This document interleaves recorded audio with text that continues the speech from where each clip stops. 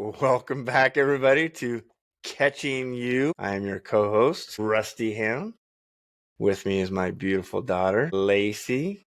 Lacie, say hi.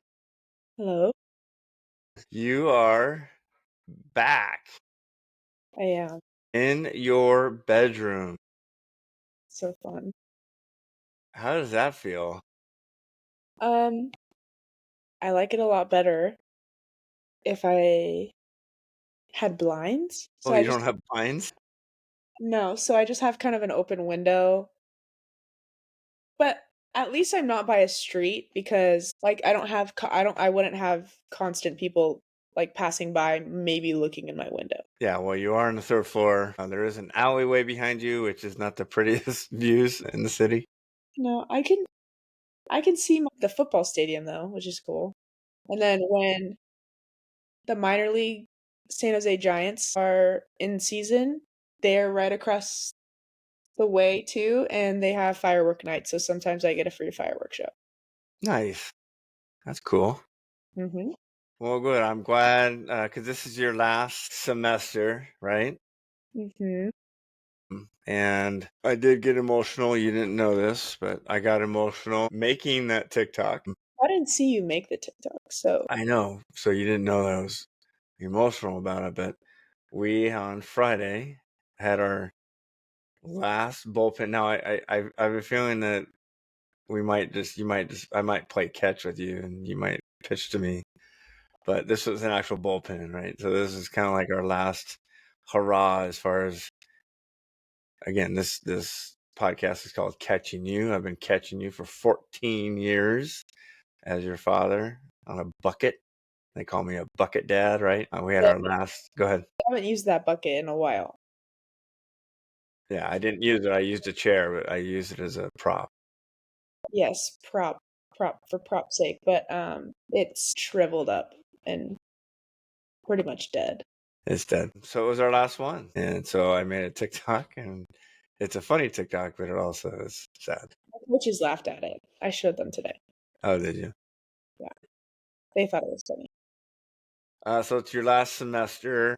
You're back in your room. I don't know if you guys have been listening. You don't know.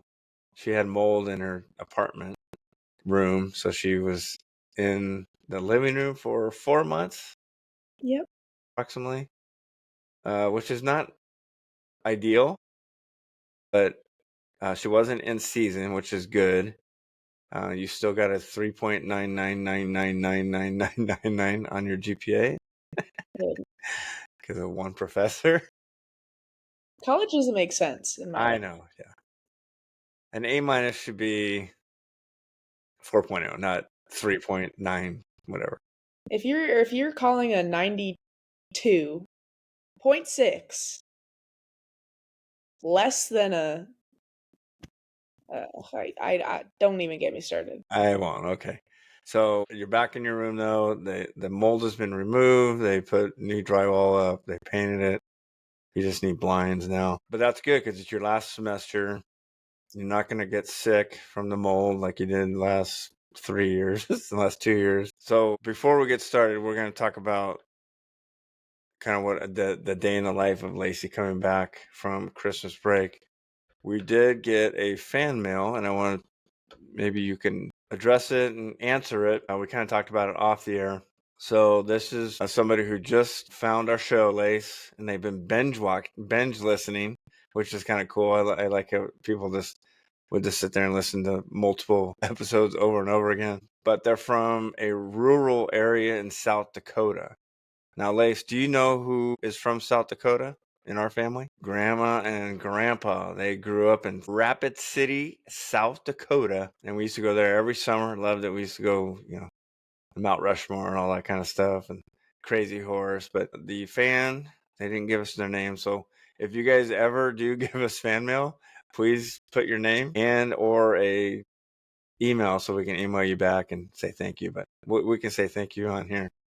But they're from a rural area in South Dakota, and they said South Dakota looks a lot different from Southern California and Texas. Would you agree, Lace? In Texas? Yeah, as far as softball related. Yeah, I would agree. Yeah, There's because not much out there, I don't yeah, think. it's rural. There's a lot of teams in Texas. There's a lot of teams in Southern California. Florida has a bunch of teams, so it's mainly the kind of the warmer states that have a lot of travel ball teams. So what kind of advice would you give somebody that's in a very rural area, especially South Dakota, if they're wanting to maybe get recognized for college softball, right? Because not a lot of colleges are going to be looking at somebody that's from South Dakota.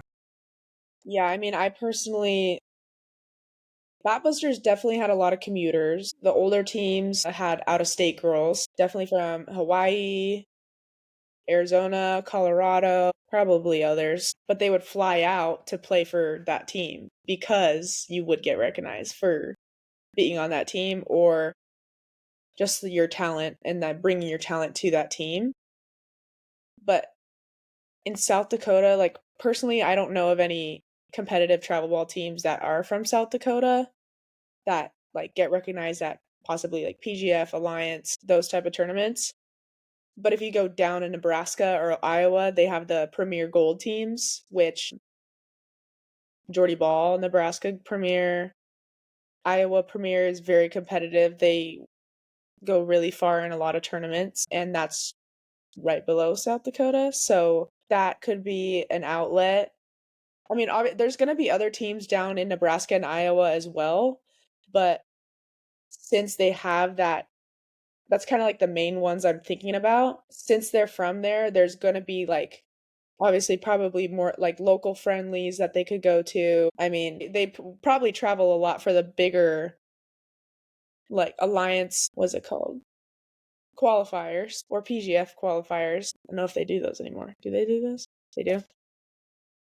But I know Nebraska Premier won PGF one year. So whatever works for like the daughter or like the family, like that would probably be your best option.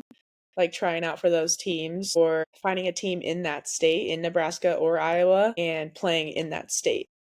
Because then you could get recognized from possibly Nebraska Premier or whatever. They're known as one of the top teams. So, and a lot of good talent comes out of there. They go to big schools. Yeah, we're not going to lie. It's not cheap. For example, I think it was 12U, right? 12 second year 12s. We had Corby Otis, who is on Florida, who's there. Florida's a preseason number one ranked team in the nation. Corby used to fly in every weekend from Colorado to practice with us and then travel with us, right? And then she ended up going to the Corona Angels and playing for Marty Tyson. And then she goes to Florida, and now she's a preseason All-American. So number one, your daughter, you got to be realistic about your daughter. You got to, because you don't want to be traveling if your daughter is, average or below average, right? So I mean, you could always get better on those teams too. yeah, So like true. if you want to start out on a travel team like from Nebraska, or just you gotta like you have to do research. Like Nebraska Premier and Iowa Premier are like the most like those are the first ones that pop into my head, and they're one of those two are like top programs. That are the closest to South Dakota is what you're saying. Yeah. Yeah. Yeah. So like or where else? Yeah, those are the two states that I'm looking at that are more competitive than the surrounding states. But Yeah. And so what you're saying, what I'm hearing you saying is because the Bat Busters, the Athletic Mercados, the Firecrackers, these are all Southern California choppers. And then if you go to Texas, you have the Glory, you have all, a bunch of the Texas teams. They have commuters, right? Commuters meaning they're coming from different states. They're coming from the states that are from states that don't have softball or their softball programs are very limited in what they can provide, right? As far as exposure. Um, so if you are in a rural area and your daughter's like, and again, you got to be realistic, but if you feel like your daughter's pretty good and you want to give her that opportunity, and then you got to seek out, probably you might have to travel to another state and work something out with them. If your daughter's good enough that they're going to say, okay, yeah, just come to tournaments. You may not have to just you might not have to come to practices. I know the Birmingham Bolts, they're in Alabama. not a big softball mecca, but there are girls that come from different states to play for the Birmingham Bolts or Tennessee Mojo, right? I know they're pretty prominent in Tennessee, but they have girls coming from Georgia, they have girls coming from the surrounding states to play for that team. It's not all girls from Tennessee, right? So Didn't we think about Tennessee Mojo? what's that? Didn't we think about going there? We did. Yeah, the coach actually invited you to play on the team, and he was going to pay for your travel. So we did think about it. Was it was an option, Yeah. and it came at a point when you weren't getting a whole lot of time on this team. So we're like, hey, that might be a possibility. But then things worked out for us.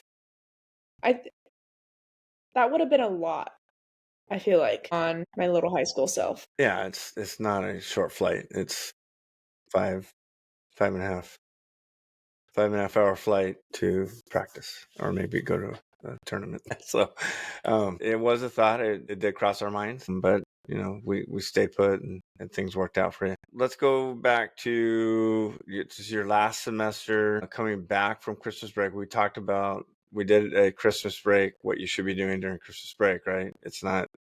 You're not taking 3 weeks off or 4 weeks off. You're still working. Like, you and I, even when we went up north to Monterey, you did some arm circles, and you kept your arm loose. Now that you're back, the day in the life of a college softball player coming back from Christmas break, what does that look like? So, our first day back, we had our conditioning test, which ours is the beep test. Um, for kind of like the pacer test you do in middle school. So, kind of just like that, and you have to get to a certain level, which stresses a lot of people out. And then, Well, and if you don't get to that level, you got to do it again, correct? yes, yes, until you pass. And then today, first day back, we just go straight to live scrimmage for 2.5 hours. I think we played either 12 or 13 innings today. So I got 3 innings, and it's a little like you want to be super good coming back from winter break, but I mean sometimes it's just not. You haven't faced live batters in about a month and a half. So just getting back used to pitching to live batters, counts, all that stuff can be difficult. But the rest of the week, so to Monday, Wednesday, Friday. Time out. Let's backtrack. So you did a pacer test, and you threw a live scrimmage day one from coming back from a 3 week break, correct? Yes. So if you didn't do anything for 3 weeks, how do you think today would have gone for some people? Not well. Not well, yeah. Not So well. you had to do some sort of conditioning over the 3 weeks, maybe even practice the beeper test to be prepared, right? So you don't have, again, we talked about it, you don't have time off when you're in college. Like, you might have gotten away with it in travel ball because, your first couple practice coming back from travel balls is probably going to be, maybe some, you know, maybe some you're gonna get a fungo hit to you a couple times, maybe run the bases a few times. But now you're going live against other collegiate athletes.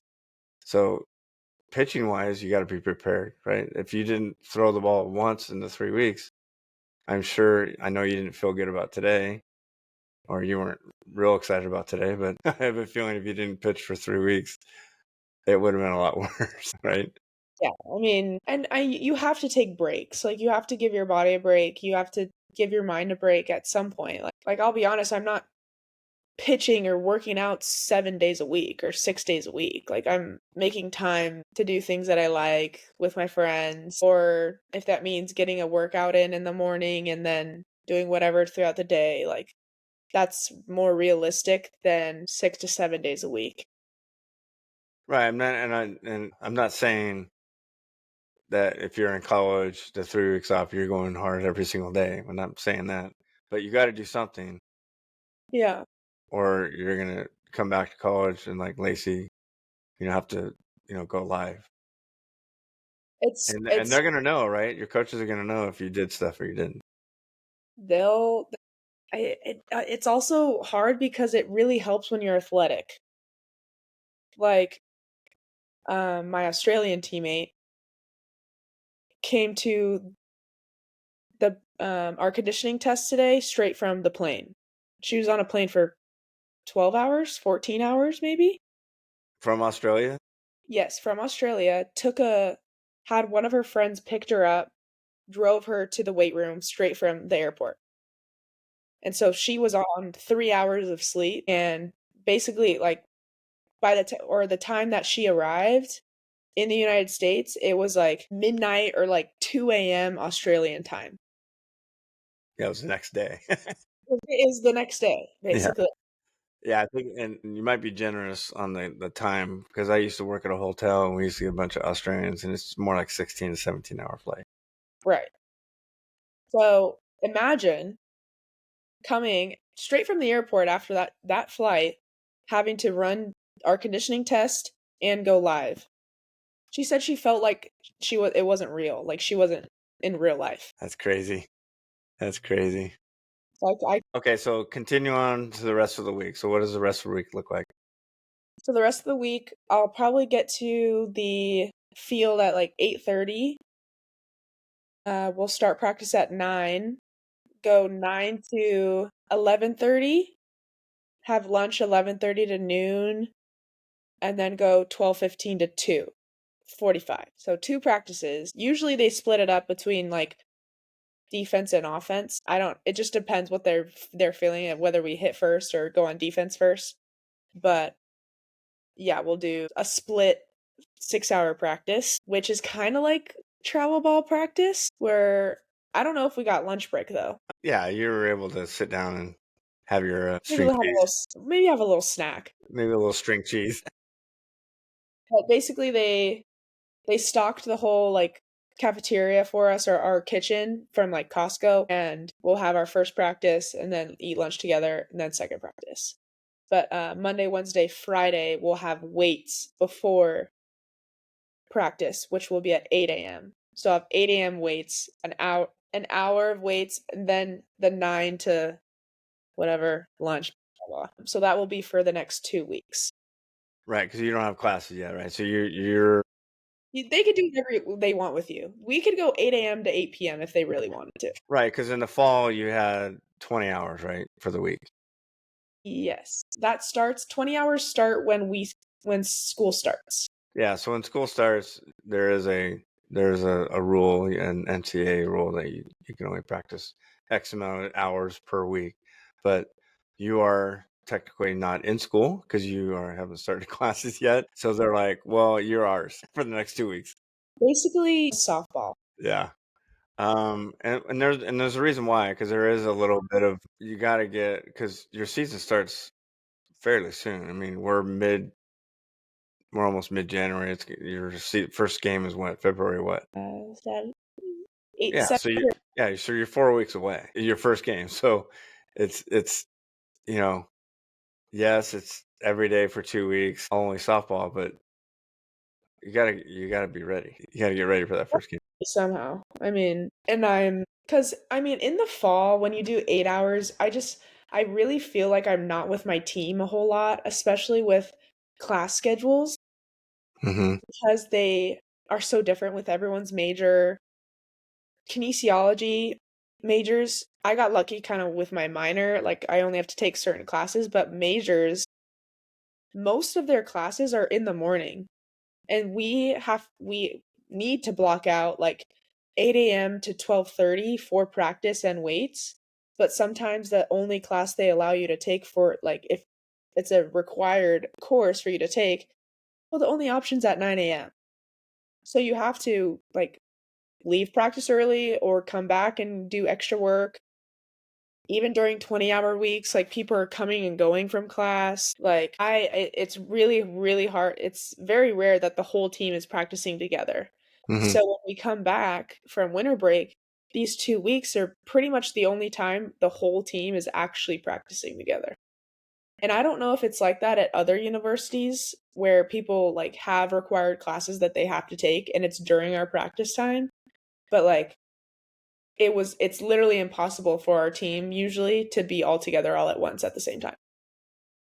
I would imagine that San Jose State's not the only college that has that.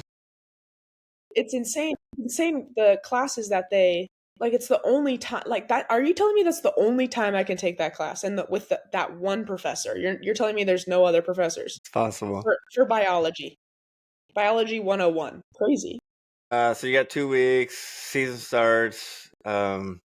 You run the Marionetter, which is awesome. I have a good feeling because we talked about it before.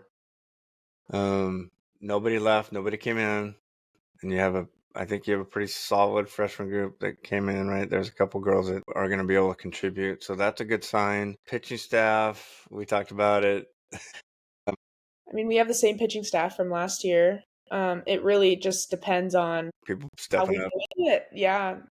I mean, we have obviously a different coach this year. I feel there's like a different mindset going into it a little bit, like a lot less anxious thoughts about, because I mean, I've talked about it before. Our opening weekend last year was ridiculous. We won one of the games, right? The one on my birthday. Went 1-4, I think, and got mercied by like two teams we've never lost to in the history of San Jose State. So, yeah, it was kind of like a punch in the gut, and I don't want that to happen again. That was the worst feeling. Yeah, I mean, we can. I said it. I've said it many times. You know, you guys. A lot of times, you guys play better when you feel better, when you feel good. Like when you're, like you said, when you're anxious or you're gonna have drama. And and it's not just females. There's drama on basketball team. I've coached again. I coached 30 years of boys basketball. Believe me, there's drama. It's not just females. So when I say drama, I just mean there's conflict, and how young adults handle conflict is a lot different from even adults. Regular adults don't handle conflict very well. I would say But we've I've experienced drama within softball. I mean, way more, I'd say, middle school, high school. When I got to college, it's just a little bit different. I'd explain it more as not everyone gets along, and that's fine. But like when you go and play, it doesn't necessarily go away. So like it's a team sport, but it's obviously like it's also an individual sport at the same time because of like the performance that you have. But say there's drama on say a basketball team and that gets brought onto the court, well, I'm not passing to that person. And that person has the control. They can control that. But like I can't control if a ground ball gets hit to my third baseman. the third baseman's not gonna say, "I'm not fielding this because I had a fight with Lacie yesterday." That's Like not gonna happen. not happening. But say that like back to the basketball thing, it's like I could not pass to that one person that I had drama with the whole game. That's true. That would impact win or loss. Could potentially. Maybe it doesn't, but Yeah, good point. The drama I was talking about, and we don't want to bring coaches into it, but it just the feel, right? The anxiousness wasn't necessarily with other players. It more was environmental. it was more environmental. It was top down. You guys just weren't feeling good about who was there and who was supposed to be your advocate, who was supposed to be on your side, and sometimes you felt like the person that you think is supposed to be on your side was not on your side. So when you have that in the back of your head, and then you have to go out there and try to perform, and then you don't trust that person who's supposed to be, so when there's no trust, then your performance level tends to drop. Would you agree? I would agree. For like people that are going through that right now, pushing it to the side and trying not to deal with it or not trying not to think about it just makes it even worse. And I always talk about environment or like I love bringing psychology into everything. Nature versus nurture, always. Both are true, but there's a reason why I want my own space, or like I talk about my room a lot and not living in the dorms necessarily. Like the dorms are a great experience for freshmen, like go live in the dorms, but I'd say environment, whether it's your home life, or if you move off to college, like what do you want out of your environment? Like if you're living in the dorms and it's super small, like personally I like cooking my own meals. That's what kind of grew up with mom, and I didn't have a kitchen. We had the community kitchen that would set off the fire alarm almost every day. No matter what you were cooking. So there was that. Then you have the community bathrooms where the showers are literally 2 by 2 and you can't move. So there's that.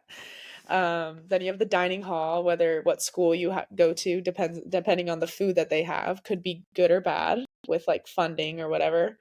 Thank goodness I had some good experiences there. But I mean, Some would call that a rite of passage.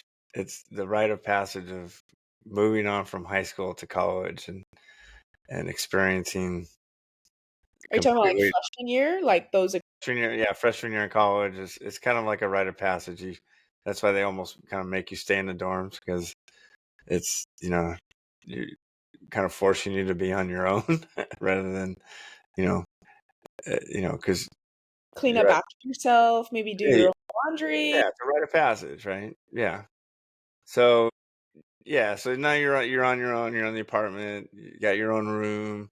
That's why mentally, during the fall, you were, you were kind of like, I mean, you were battling, right? You were displaced out of your bedroom into the living room, so that sucked, Yeah, there could be worse situations. right? Obviously, yeah, other people in life have worse situations than you, which Yes. was definitely brought up to you, but you have a certain way of living, and it was disrupted. And yeah. And people react to things in different ways. And for me, like when my routine gets messed up, I kind of freak out a little bit, which I think I've mentioned before. But then, like, it's weird. Me and my roommate were talking about this. Like, since I had to live in the living room, I had to move certain things around. Like, the trash can, I had to move over so I could put my dresser where the trash can was. So for 4 months, we got used to like cleaning up the kitchen and putting the trash where the trash can where I moved it. Now I moved it back to its original place. I Every day I've turned to the place that it was when I was living in the living room, and now I'm like I moved it back. So now I have to put it in the trash where it was. So it's like you're it's really weird how you adapt to a certain routine again. I thought that was really weird, like, or I came back from practice and I have my backpack, couldn't put it in my room, so I would put it in the same spot by, like, the table where we put our keys. I came in and I took it off and I was setting it down Instead of going into your room. instead of just going into my room. So I thought that was really weird. Well, you have a story to tell, right? And you have a story to tell your kids hey, back when I was in college, this happened to me. Don't, I don't Yeah. want to hear it because this happened to me. Yeah, I'm just grateful to even have a room There you go. and a kitchen. So back to my point, and then this will be it, that you are back in your comfort zone and your routine. You have what I feel is the right coach for you, the right pitching coach for you. She's got a plan for you. You seem confident, which I think is important, right? Going into your last season, you want to perform and do well. So this is important. I'm glad that you're able to get back in your room, have that routine that you so so proudly would like to have. I have a good feeling. I am very optimistic about how well you're going to do and how well the team's going to do. So I'm looking forward to watching you play and catching you in those situations. Did you get that? Yes, I got You that. got it. Okay. All right, Lace. I love you. Love Catch you. everybody else on the other side. Yeah. Take care.